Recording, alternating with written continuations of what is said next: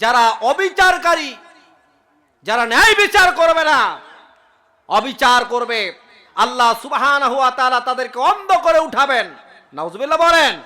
এই যে আপনারা দেখেছেন বিগত বছরগুলোতে যারা কোরআনুল কারীমকে বুকে ধারণ করেছে, বিচারের নামে, প্রহসনের নামে তাদেরকে ফাঁসি দিয়ে দুনিয়া থেকে চিরবিদায় করে দিয়েছে। কথা বলেন ঠিক না ঠিক?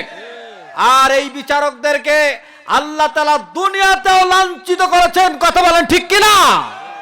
আপনারা দেখেছেন কালামানিক, এই কালামানিক কলা পাতায় শুয়েছিল, আর সেখান থেকে তখন তাকে গ্রেপ্তার করা হয়। গ্রেপ্তার করে যখন আদালতে তোলা হয়, জনগণের ক্ষোভে তার আসল জায়গায় হিট হয়েছে। কথা বলেন ঠিক না ঠিক? তাকে সেই জায়গায়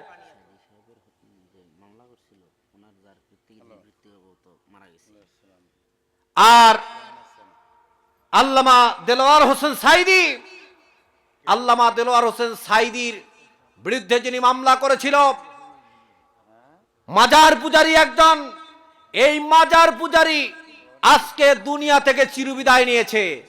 সুবহানাল্লাহ বলবেন না? যারা নজিবুল হক, নজিবুল বাশার, মাইজ ভান্ডারী, এরা আল্লাহর ওলির বিরুদ্ধে মামলা দায়ের করেছিল। আল্লাহ তাআলা তাকে দুনিয়া থেকে চিরবিদায় করে দিয়েছেন। কবরে গিয়ে এখন মজা বুঝবে। কথা বলেন ঠিক কিনা? কবর তো ডাকে, ইসলাম বিরোধীদেরকে ডাকে, এবার আসো তোমাদেরকে আমি মজা দেখাবো।